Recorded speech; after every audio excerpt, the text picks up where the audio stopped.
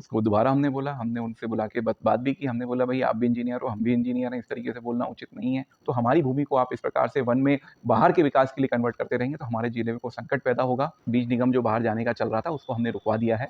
हमने उनसे चर्चा की और जबलपुर से हाईवे निकल रहा है और उसके लिए जो फॉरेस्ट की लैंड है उसके कंपनसेटरी फॉरेस्ट्री के लिए हमारे यहाँ की राजस्व की भूमि जा रही है। स्थानीय विभाग के के द्वारा ऐसा लिख के भेज दिया गया कि असंभव योजना है। लेकिन आपका इंजीनियर का ये बोलना कि असंभव है, ये उचित नहीं है और मैं इस तरीके इस अधिकारी की कार्यप्रणाली से नाराज है विधायक गौरव सिंह पारधी।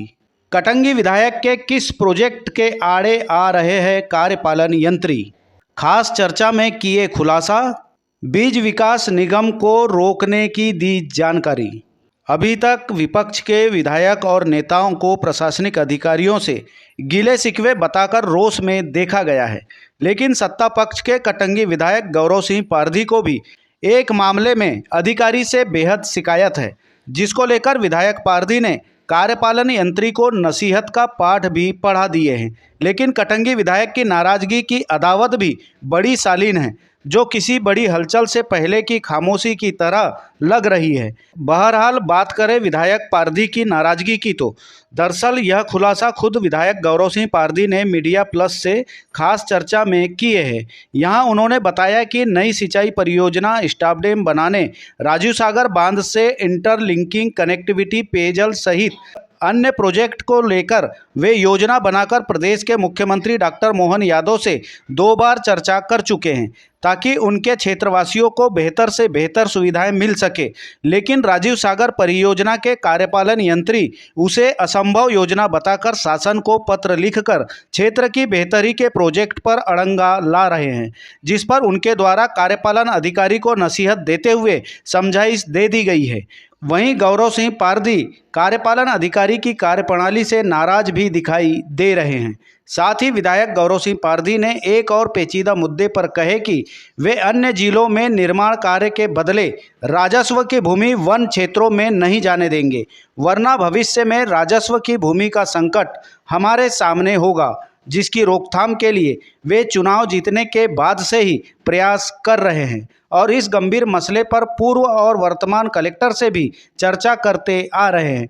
इसके अलावा विधायक श्री पारधी ने मध्य प्रदेश बीज निगम का विस्थापन रोककर बालाघाट में ही यथावत रखने, नए सिरे से बंदोबस्त करने सहित अन्य मुद्दों पर भी जानकारी दी है। कि हमने आने के बाद अपनी तरफ से 5 नए प्रपोजल दिए हैं।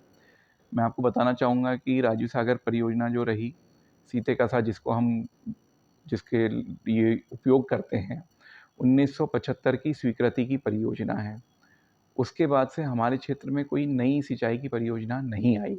तो उसको ध्यान में रखते हुए हमने बावनथड़ी नदी पे महाराष्ट्र की बॉर्डर पे 2 नए डैम प्रपोज़ किए हैं। साथ ही साथ चंदन नदी में 3 नए छोटे स्टॉप डैम प्रपोज़ किए हैं। साथ ही साथ राजीव सागर से नहलेसरा को जोड़ने वाली जो इंटरलिंकिंग है उसको भी हमने प्रपोज़ल किया है और हमें उम्मीद है कि जल्दी उसमें स्वीकृति मिलेगी। तो ऐसी क्षमता का रहेगा ये डैम जो आप कुल मिला के क्या है कि अभी जो नहलेसरा डैम है उसकी पानी की आपूर्ति को पूर्ण करेगा। अभी नहलेसरा कई बार थोड़ा-सा कमज़ोर पड़ जाता है। बहुत अच्छी नहर की स्कीम बनी हुई है, नहरें बनी हुई हैं, तो उनका उपयोग करने के लिए जितने पानी की ज़रूरत होगी उतनी हम लिफ्ट करके राजीव सागर से नहलेसरा में जाएँगे। उसकी अनफॉर्च्यूनेट ये रहा कि बीच में 2 बार हमने माननीय मुख्यमंत्री जी से चर्चा की, लेकिन यहाँ के स्थानीय विभाग के द्वारा ऐसा लिख के भेज दिया गया कि असंभव योजना है। हमने पुनः लिख के दिया है कि इंजीनियर जो है उसके लिए कुछ भी असंभव नहीं होता है।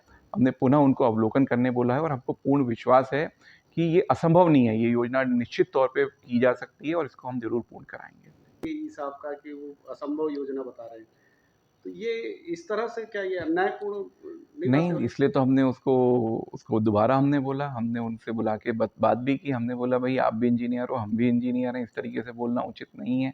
इंजीनियर के लिए कुछ भी असंभव नहीं हो सकता।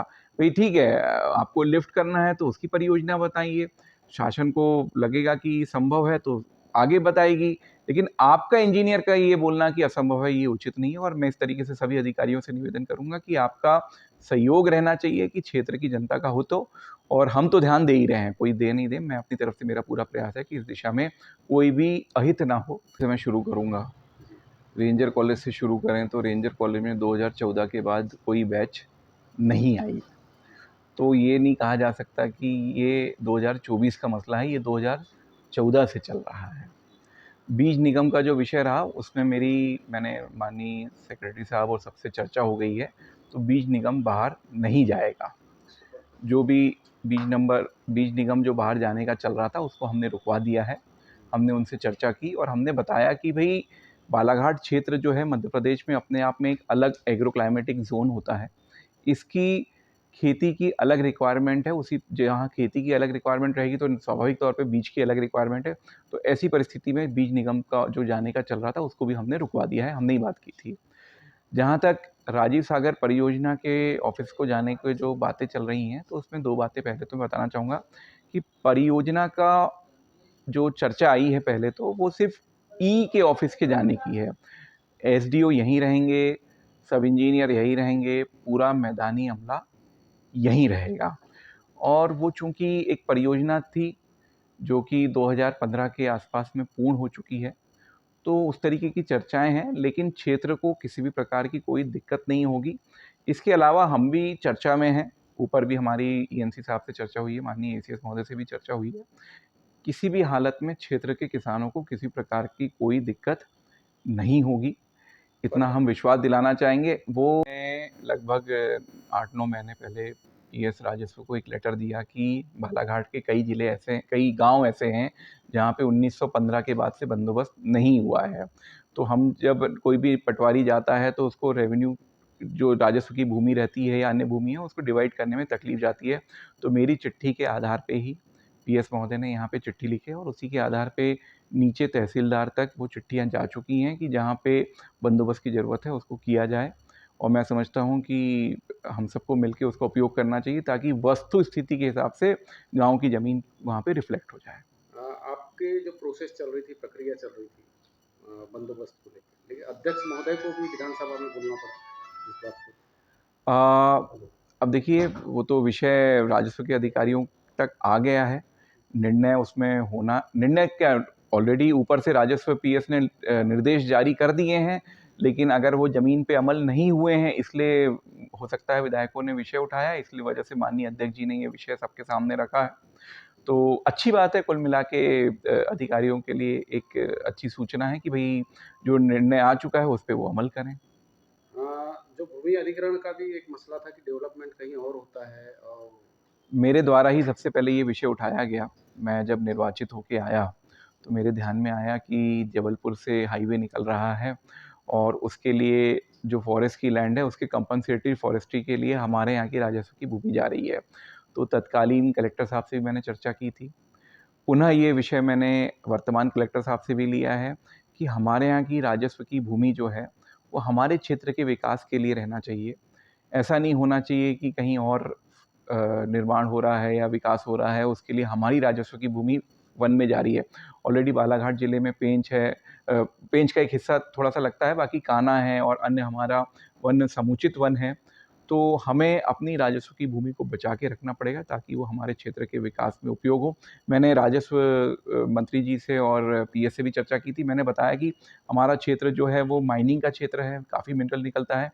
तो हमारी भूमि को आप इस प्रकार से वन में बाहर के विकास के लिए कन्वर्ट करते रहेंगे तो हमारे ज़िले को संकट पैदा होगा और मुझे विश्वास है कि हमारे इस प्रयास से आने वाले दिनों में ये गतिविधि रुक जाएगी।